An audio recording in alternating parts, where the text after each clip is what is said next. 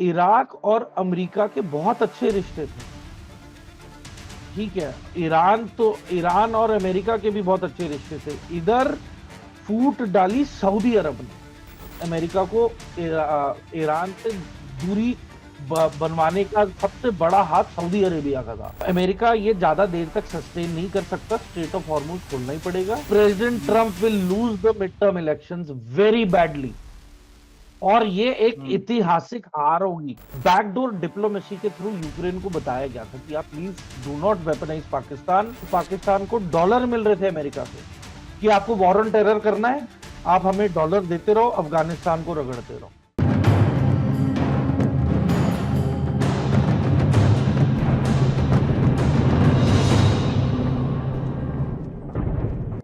नमस्कार। रणक्षेत्र में आपका स्वागत है। मैं राव अफ्तार पांडे। विदेश मंत्री एस जयशंकर फिनलैंड गए।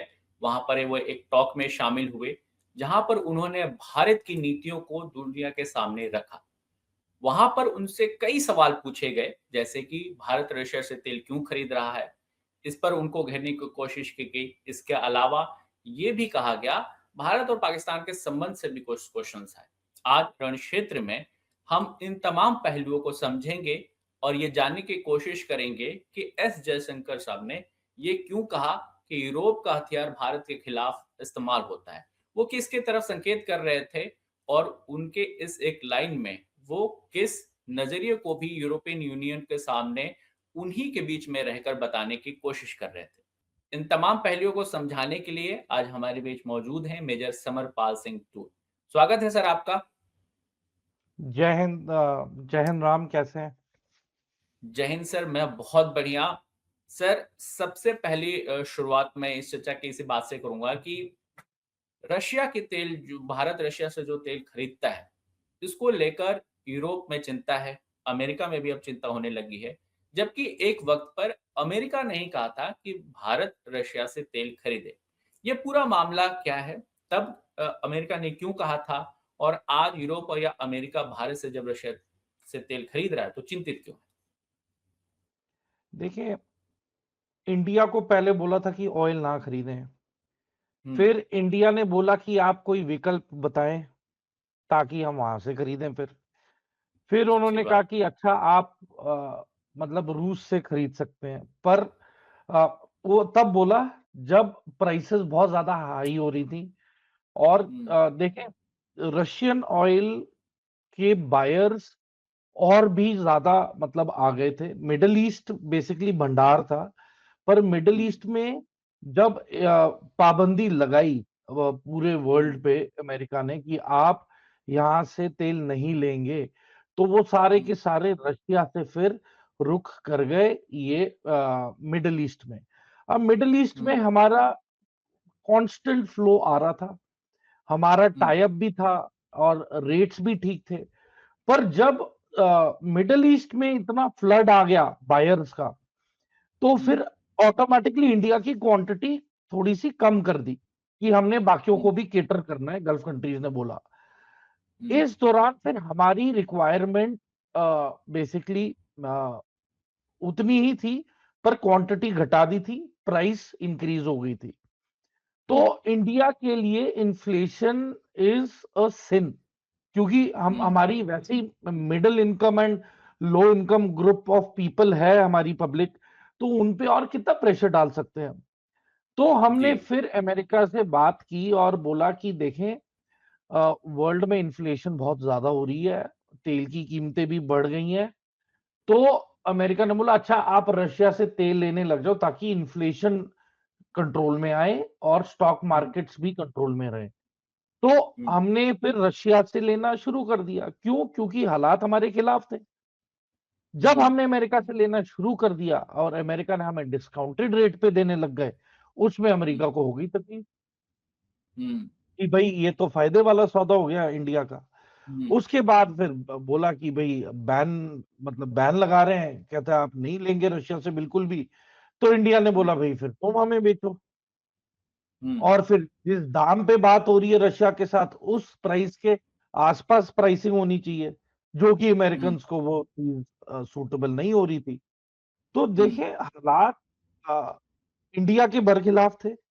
इंडिया के ऊपर बहुत प्रेशर बनाया जा रहा था, और एंड ऑफ द डे हम्म, हमारी प्रायोरिटी हमारी पब्लिक है, जी। जिसके दम पे इंडिया इज डेवलपिंग।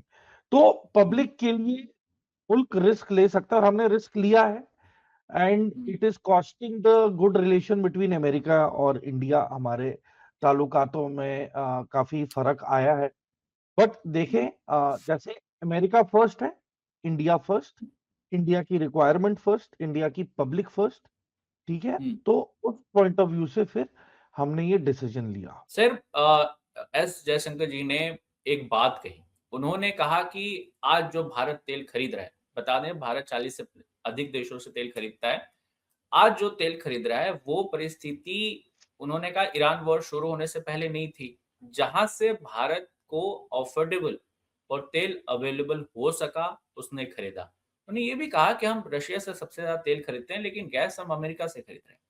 तो ये जो वेस्टर्न पार्ट कहूँ या वेस्टर्न कंट्रीज जो भारत को घेरने की कोशिश कर रही थी, उनको उन्होंने बहुत स्पष्ट शब्दों में समझा दिया। आपको क्या लगता है? देखिए, मैं इतिहास में लेके जाना चाहूंगा। हुँ, शाह ऑफ ईरान को निकालने का मुद्दा ये था कि तेल की प्राइसेस को महंगा कर दिया जाए। हुँ, फिर सऊदी अरब के कंधे से इन्होंने पिच किया पेट्रो डॉलर, ओपेक के हुँ, जरिए। ठीक है, हुँ, ओपेक के जरिए इन्होंने कहा कि डीलिंग सिर्फ डॉलर में होगी। एक तो ये हुँ, मैनिपुलेशन हुई। उसके बाद आप देखें, जब ईरान ने अपने तेल की कीमतें सस्ती कर दी थी, तो इराक की इकोनॉमी खत्म हो गई थी, क्योंकि उन्होंने हुँ, कहा कि अगर ईरान ने इतना दाम नीचे कर दिया है, तो इराक का जो सेलिंग प्राइस था तेल का, वो उस पे कोई नहीं खरीद रहा था। हुँ, तो सद्दाम हुसैन ने तभी कुवैत पे हमला किया कि वो उसके हुँ, ऑयल फील्ड्स लेके फिर कुछ कॉम्पिटिटिव प्राइस के मुताबिक ये ऑयल बेचेंगे ईरान के खिलाफ। तभी हुँ, इराक और ईरान के बीच में रिश्ते खराब हुए, लड़ाई लगी। और हुँ, उससे पहले इराक और अमेरिका के बहुत अच्छे रिश्ते थे। ठीक है, ईरान और अमेरिका के भी बहुत अच्छे रिश्ते थे। इधर फूट डाली सऊदी अरब ने, जिसने बोला हुँ, कि आप शेल कंपनी भी ले आओ, ब्रिटिश पेट्रोलियम भी ले आओ, जो भी फॉरेन कंपनीज ऑयल की सब सऊदी में सेट करो। फिर क्यों हुँ, क्या हुआ, ये अमेरिकन कंपनीज कच्चा तेल ईरान से खरीद के सऊदी में डंप करने लग गए, और सऊदी हुँ, अरेबिया में अलग से जो ऑयल डिस्कवरी हुई। तो जितना भी तेल फिर सऊदी अरब में ये डंप करके इकट्ठा स्टॉक पूरी दुनिया में सऊदी अरब बांट रहा था। तो हुँ, वहां से फिर सऊदी अरब को अपनी प्रॉफिटेबिलिटी बढ़ी। ये जो ब्लैक शिपिंग कहते हैं, जो ठीक है, तो ये जो ब्लैक शिपिंग है, ये पहले अमेरिकन्स करते थे मिड 70s में, मिड 60s में, कि ओके, वो अपनी बोट को लाते थे, ईरान से हुँ, ऑयल लेते थे, फिर बोट का नाम चेंज, कंट्री का हुँ, नाम चेंज, फ्लैग चेंज, और किसी तीसरी कंट्री को वो दुगने दाम पे ये कच्चा तेल बेच देते थे, और वापस दोबारा पेंट करके वही पुरानी अमेरिकन कंपनी, वही पुरानी हुँ, अमेरिकन बिजनेस के नाम पे आते थे ईरान के पास। थ्रो अवे प्राइस, सस्ते से सस्ते कीमत में तेल लेते थे कच्चा, और उसे दुगनी या हुँ, तिगनी कीमत में सऊदी अरब की कंपनी या फिर अमेरिकन कंपनी के नाम पे ये प्रॉफिट्स कमा रहे थे, और 10 ओके, गुना ज्यादा प्रॉफिट। तो ईरान को लॉस हो हुँ, रहा था, और ईरान को हुँ, इसके बारे में पूरा पता था, शाह ऑफ ईरान को।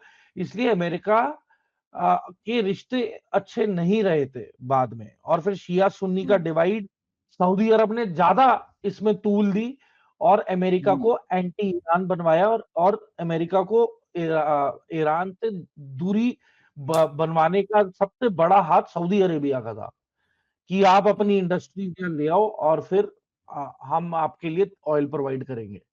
ईरान चाहता था कि नहीं, ऑयल मेरी एंटिटी है, ऑयल मेरा एसेट है, हुँ, अगर हुँ, आपने लेना है तो आप हमसे खरीदो, पर आपकी कंपनीज को हम नहीं देंगे। हम अगर आपके मुल्क यूएसए को खरीदना है, तो यूएसए खरीद सकता है फ्रॉम द गवर्नमेंट ट्रेजरी, पर कोई प्राइवेट अमेरिकन बिजनेस आके ईरान से खरीदे वो मंजूर नहीं था। तो ओके, बहुत प्रॉब्लम्स हो रही थी। और देखिए, आने वाले समय के साथ जब कुवैत को लिबरेट किया इराक से, हुँ, जो डेजर्ट स्टॉर्म 1 था, उसमें अमेरिका ने सबसे ज्यादा तेल फिर गल्फ कंट्रीज से लेने लग गया, हड़पने लग गया एट थ्रो अवे प्राइस। किसके किसके बलबूते पे?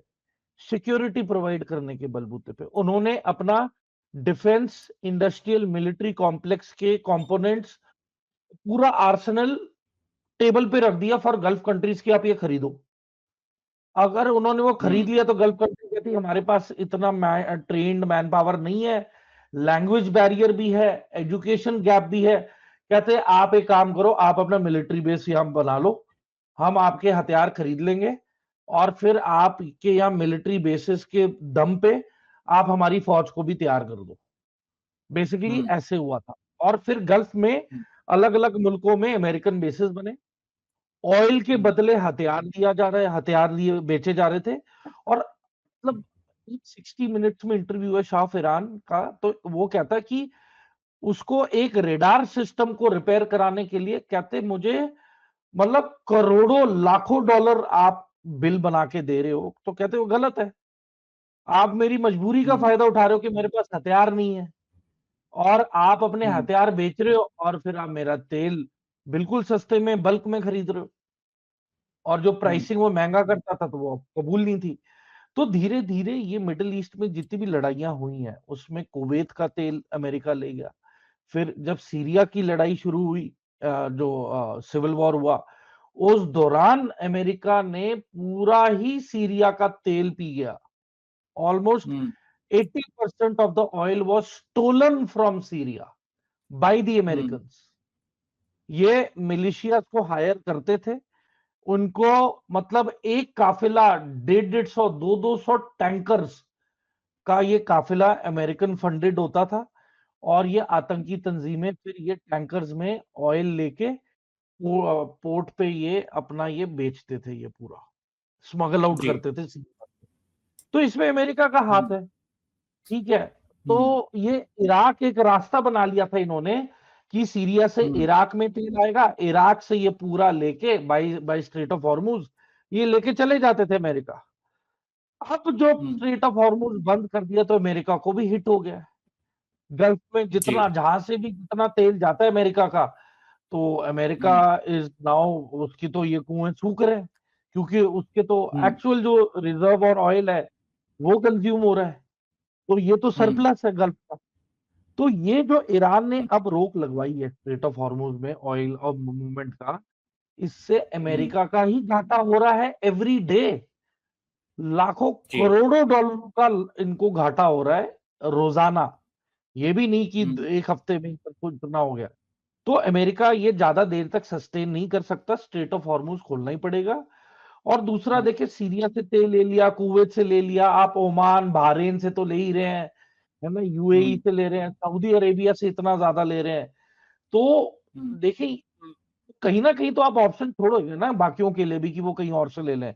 तो इंडिया के पास पहले अफ्रीका अफ्रीका में कुछ परसेंटेज ओवरऑल आता है तेल हमारे पास, उसके बाद जी। सबसे लार्जेस्ट चंक आता था गल्फ। अब अमेरिका ने ये अड़ंगा डाल दिया तो हमें रशिया के पास ही जाना पड़ रहा है। रशिया के बाद हमारे पास कोई विकल्प नहीं है तेल लेने का। इफ नॉट रशिया देन हम और कोई मुल्क ही नहीं बचा है। और जी। गल्फ में जा रहे हैं तो गल्फ ने परसेंटेज बांट दिए हैं कि इतना ही परसेंटेज हर एक मुल्क को दे सकते हैं, वरना वो इक्वल डिस्ट्रीब्यूशन हो ही नहीं पाएगा। और इससे अमेरिका भी इफेक्ट हुआ है। तो मैं कहता हूं कि ये जो जब तक स्ट्रेट ऑफ हॉर्मुज में दिक्कत रहेगी, जी। Every day America will bleed of millions of dollars. आज भी उसका तो ओवरऑल बजट बिलियंस में पहुंच गया है खर्चा। और जहां तक बिल्कुल। तेल की बात है, इन्फ्लेशन बढ़ गई है। मतलब हर एक American citizen has to cater for at least $1,500 या $1,000 extra for fuel per month. Sir तो आप ओवरऑल सोचिए, एक बात और ऐड और जोड़ दूं सर, यहाँ पर अमेरिका में ओवरऑल जो इन्फ्लेशन है वो 4.2% हो गई है। तो इन्फ्लेशन जो है उसका असर अमेरिका पे की जो आम जनता है उस पर भी तो पड़ रहा है। उस पे पड़ रहा है। टैरिफ जो इन्होंने हमारे गुड्स पे लगाए, वो टैरिफ्स को इक्वल करने के लिए हमने अमेरिकन प्रोडक्ट्स की भी प्राइसेस बढ़ा दी। क्योंकि उसी पैसे से फिर हम टैरिफ का पैसा उन्हें देंगे। तो बेसिकली वही है कि इन्फ्लेशन हो गई है और American citizen is facing a problem. और प्रेसिडेंट ट्रंप तो खुला बयान दे रहा है कि भाई I like inflation, I love inflation, ऐसे तो बयानबाजी कर रहा है। तो अमेरिकन पब्लिक को भी पता है उन्होंने गलती कर ली है इसको इलेक्ट करके, इंडियन डायस्पोरा को भी पता है कि उनसे गलती होगी ट्रंप को इलेक्ट करके। तो मैं आपको गारंटी आज लिख के दे रहा हूं कि president Trump will lose the mid term elections very badly, और ये एक ऐतिहासिक हार होगी। जिस स्तर पे ये हारेगा, ही विल मेक हिस्ट्री, कि इतना जलील होके, बेइज्जत होके ट्रंप हारने वाला है मिड टर्म इलेक्शंस, कि इसका मतलब आप बयान नहीं कर सकोगे। और देखें, ट्रंप के कुछ पहलू अच्छे हैं कि इतने प्रेसिडेंट्स के बाद इसने पहल की कि मैं ईरान को कन्फ्रंट करूंगा, वेरी गुड। पर उसका एक लहजा, एक तरीका, एक तरतीब होती है ना, एक जिम्मेदारी होती है। ये गैर जिम्मेदार इंसान है, ये जो बयान देता है उस पे खरा नहीं उतरता है, इसकी बातों को कोई तवज्जो दे नहीं रहा है। देयर इज नो वेटेज और importance in any statement he gives now. अब ये बोले पीस डील क्रैक हो गई है, अब असली में भी पीस डील क्रैक हो गई तो कोई मानेगा नहीं। ऊपर से ईरान का फॉरेन मिनिस्टर अगराची खुद कह रहा है कि भाई जो पाकिस्तान ने प्रपोज किया है उस पर सिर्फ टेक्स्ट को लेकर रजामंदी हुई है, पर ओवरऑल हाँ नहीं हुई है। और कई लोग बिल्कुल अपना सर। नैरेटिव ये शुरू कर रहे हैं कि ये सर, ईरान और ये जो अमेरिका और ईरान को इस मुद्दे को लेकर अभी जो हाल में बयानबाजी हुई है, उस पर भी हम बात करेंगे। लेकिन उससे पहले मैं एक बात और आपसे समझना चाहता हूँ। जब एस जयशंकर साहब ने कहा कि यूरोप का हथियार कभी भी भारत से कुछ एक्सपोर्ट किया हुआ यूरोप के अगेंस्ट यूज नहीं हुआ है, लेकिन यूरोप से जो हथियार गए हैं वो भारत के खिलाफ इस्तेमाल हुए हैं। इस कॉन्टेक्स्ट को समझाइए और उनका इशारा किसकी तरफ था? देखिए, पहले हमें हिस्ट्री में जाए तो यूक्रेन रशिया का हिस्सा था। जो Chernobyl nuclear power plant disaster है वो यूक्रेन में ही स्थित है, चेर्नोबिल, नॉर्थ ऑफ यूक्रेन। तो और फिर यूक्रेन में ही इंडस्ट्रियल एरिया है, लुहास्क करके है, और दोनियस्क रीजन है। तो लुहास्क में पूरा स्टील इंडस्ट्री है, रशिया का बहुत बड़ा शेयर है उसमें। तो जब यूक्रेन अलग हुआ तो रशिया को ये बहुत ही बड़ा लॉस हुआ कि उनका इंडस्ट्रियल एरिया ही खत्म हो गया, जो इनका स्टील का इंडस्ट्रियल का वो था हब।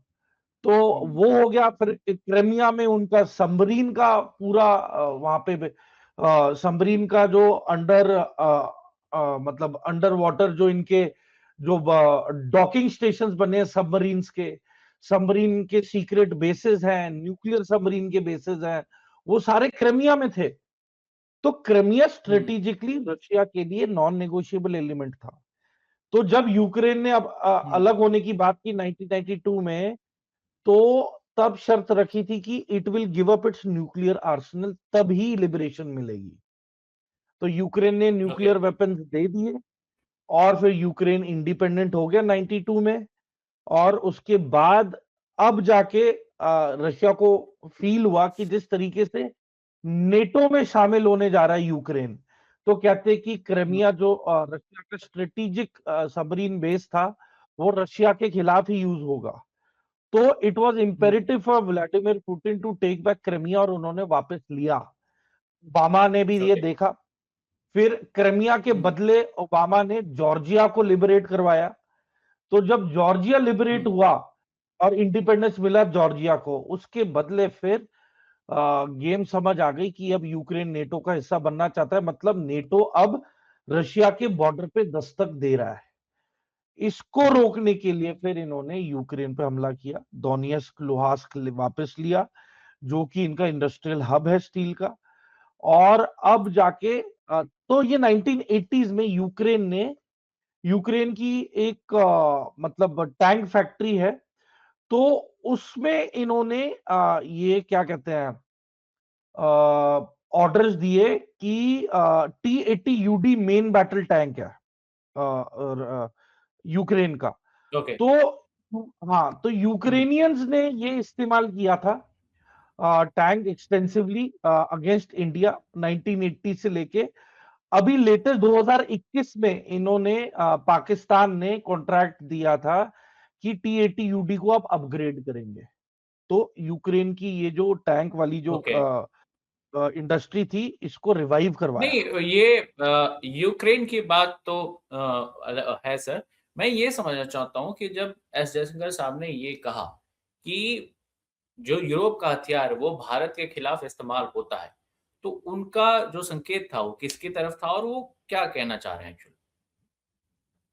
देखिए, जब उन्होंने कहा, ये तो यूरोपियन यूनियन को बताना चाह रहे हैं कि जिस तरीके से और तादाद में यूक्रेन ने हुँ, T-80UD मेन बैटल टैंक, अब तो अल खालिद हो गया, इससे हुँ, पहले T-80UD था पाकिस्तान का मेन बैटल टैंक, इसकी पूरी फैक्ट्री ओके। सेटअप कराई है। ठीक है, मतलब पाकिस्तान में? 2021 तक पाकिस्तान में यूक्रेन ने। ठीक है, उसके ओके, बाद ओके। हुँ, जो IL-78 एयरक्राफ्ट है यूक्रेन का, वो हुँ, 4 refuelling mid air refuelling aircrafts अभी अभी इन्होंने दिए 2020 में पाकिस्तान को। ठीक है, तो ओके। उसके बाद ये जो टैंक फैक्ट्री है इसका नाम था मेलिशेव टैंक फैक्ट्री।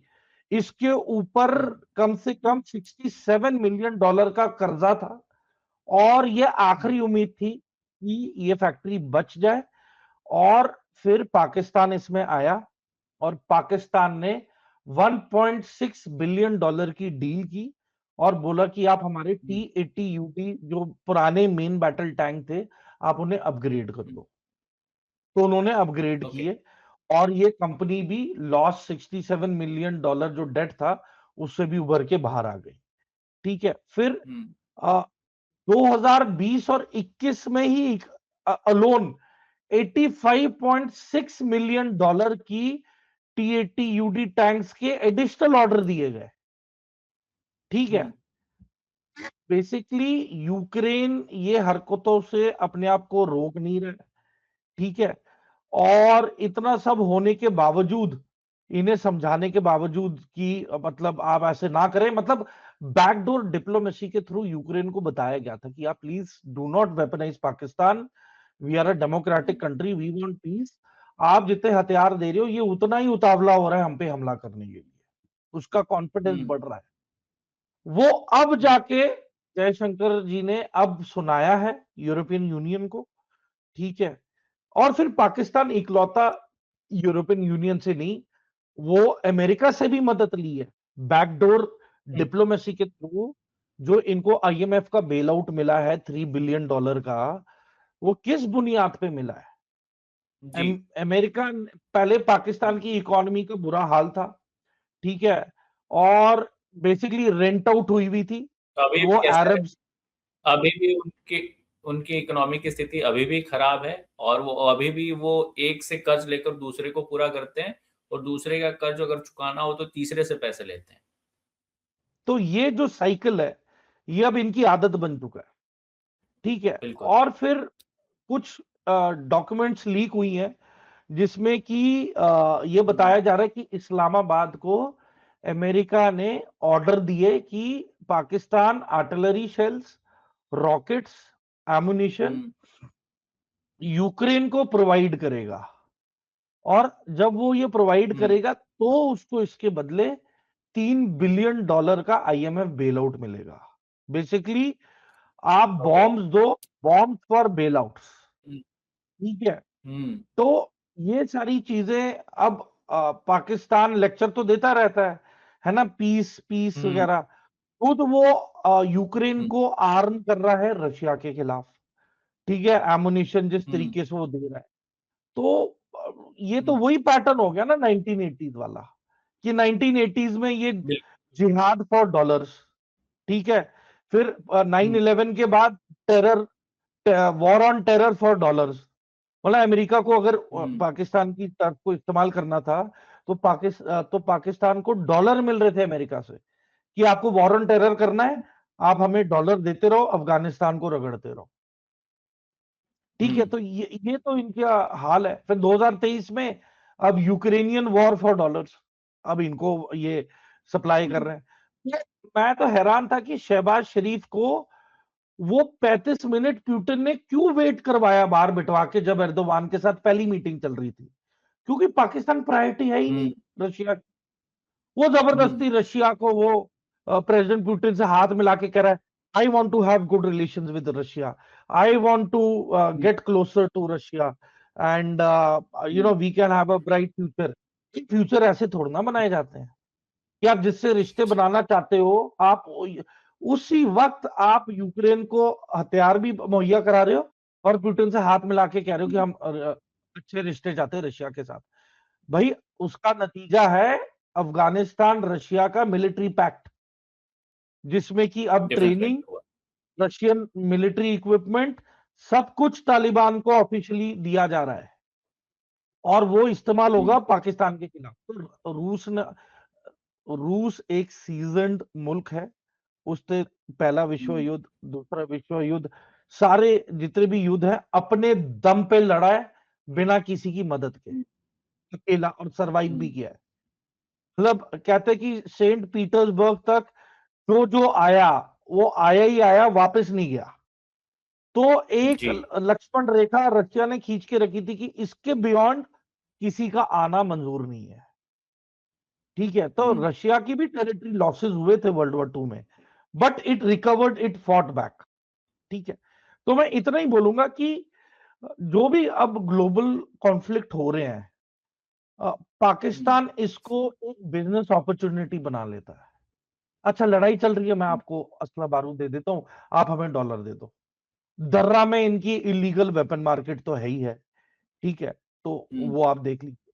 ठीक है, तीरा वैली में इनके पॉपी फील्ड वैसे ही हैं, वहां पे नार्को ट्रेड हो रहा है। ठीक है, और फिर इनका जो नार्को ट्रेड और इलीगल वेपन्स का तो ट्रेड चलता ही रहता है। ठीक है, तो बेसिकली जब आईएमएफ का चेक आया है ना, तो डेमोक्रेसी वॉज पोस्टपोन्ड कि भाई डेमोक्रेसी कैन वेट, ये जो पैसा है ये हम पहले इस्तेमाल करेंगे इमरान खान को जेल में डालने के लिए, है ना, पाकिस्तान की जनता को काबू में करने के लिए, फिर मिलिट्री को ज्यादा पावर दे देंगे। देखिए रहा जैसे इनका बजट अभी डिले हो गया है ना, 1 हफ्ते से, तो वो अब पाकिस्तान मिलिट्री सर को ज्यादा कल पावर आया दे भी देंगे। तो पाकिस्तान का बजट सर कल आया, उसमें मिलिट्री को काफी बड़ा शेयर मिला है।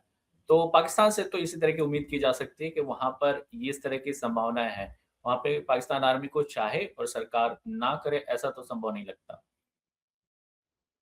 ऑब्वियसली, एंड मैं आपको एक, I will tell you deeper expose बता रहा हूं। आईएमएफ अब एक वो एंटिटी बन चुका है जो पैसे के बदले एमुनिशन शिपमेंट्स को पॉइंट ए से पॉइंट बी दिलवा रहा है, पहुंचवा रहा है। ठीक है, एंड मैं आपको बता रहा हूं कि end of the day IMF का भी reliability will be in question, क्योंकि अगर ये आदत बन गई कि भाई आईएमएफ बेल आउट तब मिलेगा जब आप हथियार सामान उधर पहुंचाओगे, तो आईएमएफ तो लड़ाई करवाने के लिए उकसा रहा है, आपको इनकरेज कर रहा है कि भाई वहां पे हथियार दे दो और जंग और लंबी करवाओ। क्योंकि आईएमएफ का वजूद क्या है? आईएमएफ का वजूद होता है जब कोई मुल्क कर्जे में आ जाए। कर्जे में कब आता है? जब किसी मुल्क में लड़ाई लगे, उसकी इकोनॉमी वीक हो जाए, तो आईएमएफ उस मुल्क को और कमजोर करने के लिए दूसरे मुल्क में एमुनिशन दिलवा रहा है। भाई ये लो आईएमएफ पैकेज, उधर आप इस मुल्क के ऊपर और वार करवाओ, और वो मुल्क गुहार लगाते हुए आईएमएफ के पास आता है कि भाई देखो युद्ध से मेरा बहुत बुरा हाल हुआ है, तो आप हमें आईएमएफ का पैकेज दो और हमें बेल आउट करवाओ। तो ये एक मिली भगत हो गई है पाकिस्तान की, आईएमएफ की और अमेरिका की। ये एक ट्रायंगल वाला एक नेक्सस बन गया है कि अमेरिका यहाँ पे ब्रोकर हो गया। तो America is the main person calling the shots. वो लेके आता है पाकिस्तान को अपने ग्राहक आईएमएफ के पास, और आईएमएफ अपना गलत मतलब अपनी इंपॉर्टेंस बनाने के लिए वो पाकिस्तान को फिर बोला जाता है अमेरिका के इशारे पे कि भाई हथियार सामान यहाँ पे पहुंचा दो, पैसे तुम्हें मिल जाएंगे। तो IMF okay bail out sir, for एक वेपन्स एंड एमुनिशन। जी सर एक आखिरी सवाल यहाँ पर बनता है कि जिस तरह से शेखर साहब ने उस टॉक में यूरोप में फिनलैंड में रहते हुए यूरोपियन कंट्रीज को कई मुद्दों पर आईना दिखाया। क्या आप इस बात से सहमत हैं कि उन्होंने सही किया और यूरोप को बहुत सारी पहलुओं पर खुद इंट्रोस्पेक्ट करने की ज़रूरत है, जिस तरह से वो पाकिस्तान की हेल्प करते हैं? देखिए, कई बार we have to be blunt. कई बार यस। किसी को दो टूक जवाब देना जरूरी हो जाता है, बिकॉज अगर आप नहीं दोगे तो it is a missed opportunity. मतलब दूसरे को हुँ, अगर आप एहसास दिलवाओगे ही नहीं, तो वो वैसे का हुँ, वैसे ही मुद्दा और माहौल बना रहेगा। तो जी। देखिए, ये हमें मजबूरन करना पड़ रहा है, क्योंकि देखिए, Russia is a good friend. Pakistan 122 hmm, motor rocket supply कर रहा है, 122 होविट्जर शेल प्रोवाइड कर रहा है, 155 के आर्टिलरी शेल, 120 के मोटर बॉम्ब्स, आरपीजी 7 हुँ, के एमुनिशन, हैवी मशीन गन का एमुनिशन, स्मॉल आर्म्स का एमुनिशन। ठीक है, हुँ, ऊपर से आईएमएफ का बेल आउट पैकेज भी मिल रहा है। भाई, अगर आईएमएफ का हुँ, बेल आउट पैकेज मिल रहा है, तो आप ऐसे एमुनिशन क्यों बांट रहे हो? आप अपनी पब्लिक और जी। इंडस्ट्री पे लगाएं। तो देखिए, it is a direct displeasure conveyed by India to the European Union कि हुँ, please get your act straight, double standard छोड़ो। और अगर कहीं वाकई ही अगर यूरोपियन यूनियन पीस चाहता, तो सारे इकट्ठा मिल हुँ, बैठ के यूक्रेन की साइड लेके बिना अमेरिका की मदद के पुतिन के साथ नेगोशिएट करके पीस ट्रीटी साइन कर लेते। ठीक है, हुँ, आज की तारीख में अमेरिका उकसा रहा है कि पीस ट्रीटी नहीं साइन होएगी। जेलेंस्की को एक जी। तरफ से तो वो बोल रहा है कि पीस ट्रीटी मत साइन कर, वहां पे पुतिन को अलास्का में बुला के कहता है कि पीस डील हम करवाने को तैयार है। हुँ, तो दोगलापन नहीं चलेगा ना। आप यूक्रेन को अमेरिकन वेपन्स भी दे रहे हो, या तो आप अपना हथियार हुँ, बेचने बंद करो। मतलब मैंने आपको पहले बिल्कुल। भी एक मैंने एपिसोड में क्या बोला था कि पीस नॉमिनेशन उसी मुल्क को जाना चाहिए जिसके पास मतलब वेपन इंडस्ट्रियल सेटअप ना हो, और अगर हुँ, हो भी तो वो एक्सपोर्ट ना करे, अपने इंटरनल डिफेंसेस के लिए उसे रखे। पर यदि आप उसे एक्सपोर्ट करने लग गए हो, तो that nation is not a nation which encourages peace. Sir. आज की तारीख में दो लड़ते हुए मुल्कों के बीच अमेरिका क्या करता है? दोनों को ऑफर दे देता है, ये वेपन तुम ले लो, ये तुम ले लो, और साइड पे बैठ के देखता है तमाशा। वो लड़ते रहते, जैसे ही जिसका ज्यादा नुकसान हो वो दोबारा अमेरिका के पास आता है, वो दोबारा हथियार खरीद के ले जाता है। तो America has been a very sadist and a very undemocratic kind of a country. ठीक है, इन्होंने कुछ अच्छा नहीं किया है। एंड अगर इतना ही पावरफुल है अमेरिका, तो वेल क्यूबा सेड। के साथ क्यों नहीं पीस डील कर लेते? क्यूबा के पीछे, इतना छोटा मुल्क है क्यूबा, जी, बिल्कुल। उसके पीछे पड़े हुए ही है। इन्हें क्यूबा से लेना क्या है? पर इन्हें दिक्कत है कि क्यूबा की हुँ, नजदीकियां रशिया के साथ है, तो दिक्कत है। तो देखिए, ये जो अमेरिकन डबल स्टैंडर्ड्स हैं, ये ज्यादा देर नहीं चलेंगे। ये जिस तरीके से गुंडागर्दी चल रही है स्ट्रेट ऑफ हॉर्मुज, अब इन्होंने इंडियन टैंकर पे भी बेबुनियाद जो हिट किया है। भाई, आप अनआर्म्ड शिप हुँ, को निशाना बना रहे हो for what? Loss of life हुआ है, तो कहीं ना कहीं तो रिस्पॉन्सिबिलिटी लेनी पड़ेगी ना। मतलब पट भी मेरा, चित भी मेरा, और पूरी गेम भी मेरी, रूल्स भी मेरे, आप गोल पोस्ट भी अपने मुताबिक चेंज कर रहे हो। तो ये तो फिर तानाशाही हो गई ना फिर, और डेमोक्रेटिक वे ऑफ लाइफ तो है नहीं। So this is yes. Again called democratic erosion. अंत में इतना ही बोलूंगा मैं, राम, की देखे, बेसिकली हथियार आप बिकवा रहे हो पाकिस्तान के थ्रू। ठीक है, हुँ, आप पाकिस्तान के थ्रू ही आईएमएफ का बेल आउट भी दिलवा रहे हो, उसको हुँ, क्रिप्टो करेंसी का इंफ्रास्ट्रक्चर भी बनवा रहे हो, है ना? हुँ, अब आप पाकिस्तान को ही लाइमलाइट में रख रहे हो। ठीक है, तो हुँ, बेसिकली आईएमएफ की इमेज पे बहुत ज्यादा धक्का लगा है, और ये जितना पाकिस्तान को इन्वॉल्व करते रहेंगे, अमेरिका की भी इमेज खराब हो रही है, और आईएमएफ की भी इमेज खराब हो रही है। मतलब ये एक रोग जी, नेशन जो टेररिज्म को प्रमोट कर रहा है, जो असला बारूद और हथियार यूक्रेन को लगातार सप्लाई कर रहा है।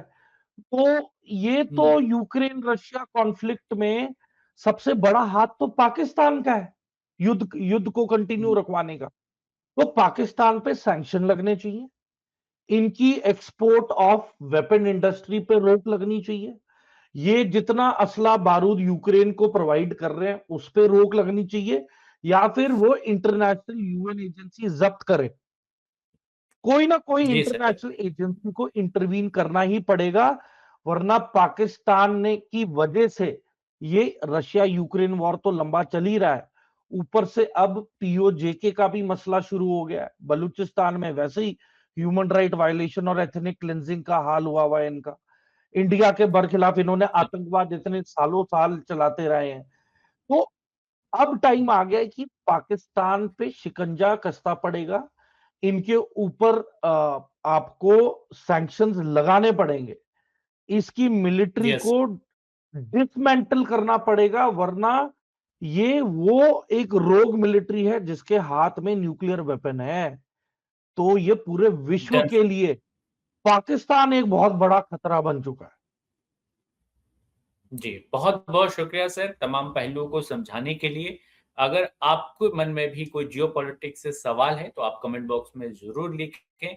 इसके साथ ही इस वीडियो को लाइक और शेयर करना बिल्कुल ना भूलें। धन्यवाद। जय हिंद। जय हिंद सर।